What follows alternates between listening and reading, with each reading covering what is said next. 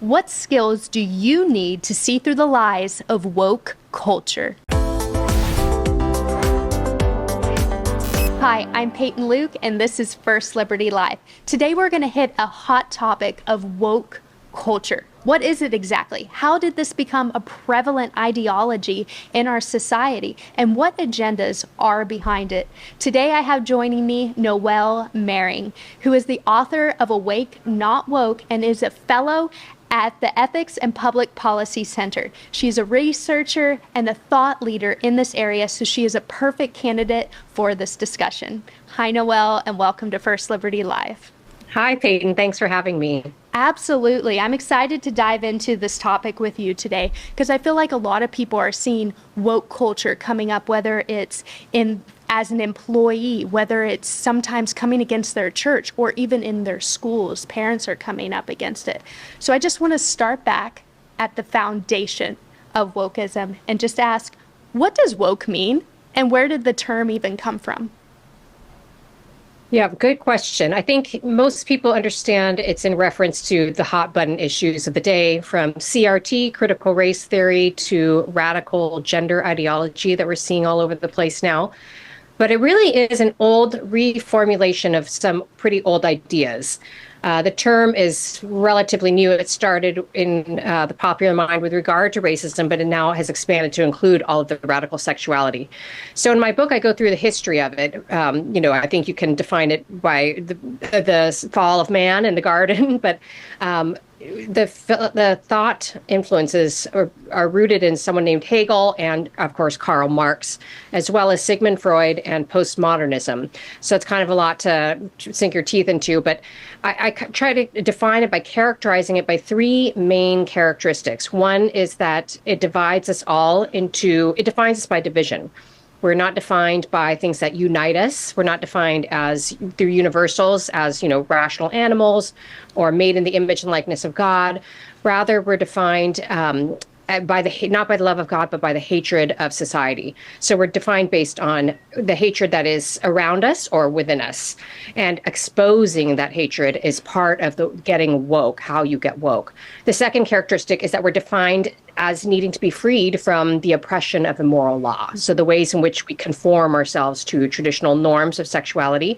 So this really makes our ability to transgress, particularly in sexual matters, a hallmark of our liberty and means of progression. And then thirdly, we're defined outside of all sorts of hierarchical norms. Ostensibly, of course, this sort of totalitarian ideology always ends with authoritarianism and some people a very small group of people having all the power. But ostensibly, it is rejection of any sort of hierarchy or authority that's built around a common good. And I think it's so interesting the part you said about creating distrust between different groups, because I feel like the woke agenda kind of intentionally sometimes stirs up distrust and anger between different groups. So I wondered, what does the woke agenda have to gain from that? Yeah, it's a great question. They actually really have everything to gain from that. They want to foster in everyone a suspicion of each other. It's a way of isolating us from one another. It's also a way of stirring up grievances. So the more that we are suspicious of the power dynamics within our marriage, within our families, within our communities, our institutions, within our nation as a whole, the more that we are willing to dismantle any sort of power context that we might find ourselves in. So this serves the revolutionary ideology well, for one thing, because it makes people real enemies of one another. But it's also aided and abetted by a real attack on things that stabilize us, like our family life.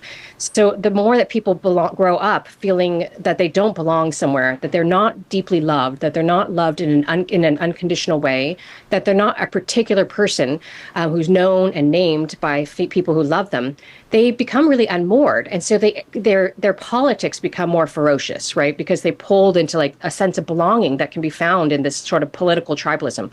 We're all susceptible to tribalism, but I think the faith or Christianity is a corrective for that. Traditional norms of society are a corrective for that tribalism. For the woke movement, it's really a feature. It's not a bug. They want to exacerbate that sort of division. And you mentioned that traditional values are kind of healing in that manner. But why has the woke culture kind of reframed religious values or traditional values as being hateful values? Yeah, I think the faith and the family are really explicitly targeted. You see this in the literature of Karl Marx and Engels, but you also see it in a lot of postmodern writing. There's a lot of critical theory is oriented around abolition of the family, and also toppling of religion, because I think family and the faith really root us. They give us a sense of meaning, a sense of purpose, a sense of that our bodies mean something, that there is an objective truth to which we must bend our knee, something to reverence, something above us. And if that is left in the cultural ethos, if we remain a religious society, it's really hard for a tyrannical regime to gain power, because then they're subject to that sort of objectivity and that sort of authority. And that's not what they want. They want to claim the authority for themselves in order to become authoritarians. So it really behooves the ideology to make people rootless, to make them not have that sort of grounding. Because once we're isolated, then we are much easier to control. And honestly, I find it kind of ironic that wokeism often values conformity over individuality, because there's almost like a facade and a pride of, oh, individualism, or you do you, or, speak your truth and things like that. Like there's a facade of individuality, but at the end of the day, if you're a person of faith, standing on your own and you're not conforming to those certain thoughts, suddenly you're the wrong one that's a hater and you need to conform to their thought process. So what are your thoughts on that? That's really well put. I mean, I think you're exactly right. There is a facade of wanting diversity, but it's really a diversity of a politicized identity, right? So it's different people in different particular politicized groups that all embrace the same way of thinking. So it's really conformity to an ideology they want, but with people from different groups all conforming and vocalizing that same ideology. They don't really want diversity of thought or debate or argumentation. In fact, they write regularly about how the dominant voices should not be given an equal voice. They should be silenced because they have the position of power. And so part of critical theory is censorship, silencing, deplatforming, not engaging in dialogue, debate, or true intellectual diversity. And I also find it interesting that a lot of people come at it, if they're within the woke culture, that they're a victim somehow. So what are your thoughts when it comes to that mentality? Yeah, exactly right. I think in my first sort of definition of the woke movement, that is the group identity over the individual to the detriment of the individual. It really creates this ethos that our moral stature is found in ways we can claim a victim identity. So I have a big. It's according to the movement. You have a greater position of seeing truth or seeing reality if you are more greatly oppressed. And the more privilege you have, the less access you have to truth or to reason. So you really have to be silenced. So this really creates an incentive to be able to define ourselves as victims. Well, one of the really unhealthy parts of that, or consequences of that, is that if I have to be a perpetual victim, I have to be perpetually unmasking the evil in other people outside of myself. I have to identify myself as someone who's always willing to accuse. And that's a really dangerous and sinister place to encourage citizens to go. So at the end of the day, we're a religious liberty law firm. And, we have had clients that have been fired because they're not, one, it's not that they're just being quiet about it, but they're not celebrating or encouraging the woke culture, even if they've asked for religious accommodations. Like, you're not encouraging this sort of agenda, and then suddenly they'll experience changes from their employer, and if they don't abide by those policies, then they're just gone. So with these cases in mind, what does woke culture mean for the future of religious liberty in America? Yeah, it's such an important question. I really think that it means the extinguishing of religious liberty ultimately, unless this movement is stopped and defied and resisted. With a great contingent of people and companies and groups like yourself shining a light on what's happening, because they really, the goal is not to have religious liberty or liberty at all.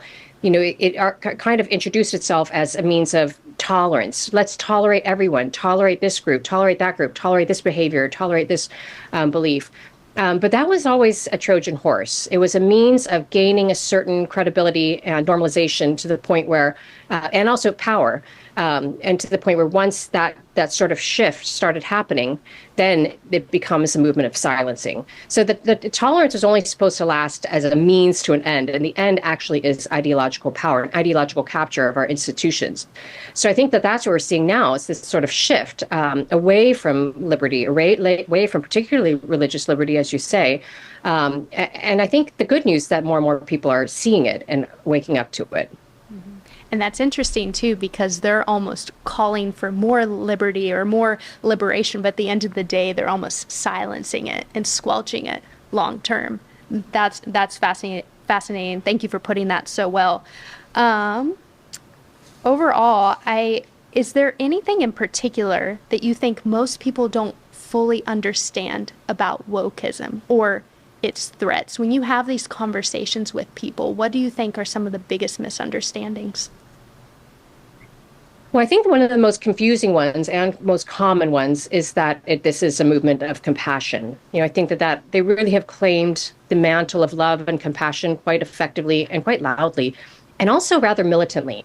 And so it becomes really intimidating because most people, I think, particularly if you have some sort of religious background, being compassionate and being a loving person is not incidental to what you believe. It's at the very core of what you believe. We believe that we are defined by love. And so to have an ideology that claims all of the ground of love and compassion and positions by implication everyone else as being on the side of hatred and bigotry, that's a really tricky place for a person to find himself or herself. But I think that makes it all the more important to see through it. It's one thing to claim the mantle of love. It's another thing to actually be implementing ideas that are going to lead to people's flourishing and to really be truly loving them. That's something I really think about a lot and talk about in the book, is how much this movement does not have the good of the person at heart in any manner or form. It really is a movement of weakening people. It disempowers them, in some ways by infantilizing them, but in other ways of removing any sort of meaning from their lives. My efforts don't mean anything because everything is attributable to systemic forces outside of myself. So what does it matter what I do? I should just rage and blow things up. Another way it removes meaning is it says your body doesn't fundamentally mean anything. This is pretty clear in the transgender movement, but it was also in the sexual revolution. Sex is meaningless. It only means what two people consenting with one another believe it to mean. Well, everyone knows that that's a lie. And that's why we have so many women who are so miserable and feeling used, because they know that what they did, ostensibly casually actually was meaningful, and they feel hurt and they feel used. Men go through this too. But it's just another example of telling people the deepest intimacy in your relationships is something that is fundamentally meaningless, or it can mean anything, which means it means nothing. So there's multiple ways in which the movement removes the sense of meaning from people's lives. And that really leaves them with a lot of despair. So I think we have to see through this lie that this is a movement of compassion. We have to see it, and we have to be able to identify it so that we won't be fooled by it.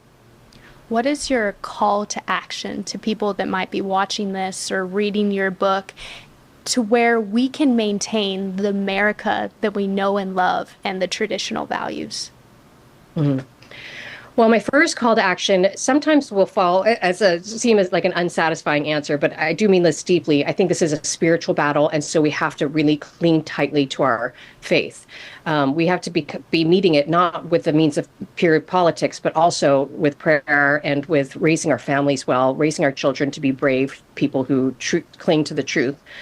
But we also do have to have a political and practical response through the means of lawsuits, through the grassroots efforts that we see happening at school board meetings. These are good things and innovative solutions. I hear regularly about people who are coming up with new ways to fight this. And so I think the more that we encourage that sort of innovation and strong resistance is going to be to our betterment. And then thirdly, I think that we really have to be promoting a positive vision of what a good life is. They have effectively promoted their vision of what life ought to be through repeating oppression narratives. And 90% of the movies that come out of Hollywood are structured around some sort of oppression narrative.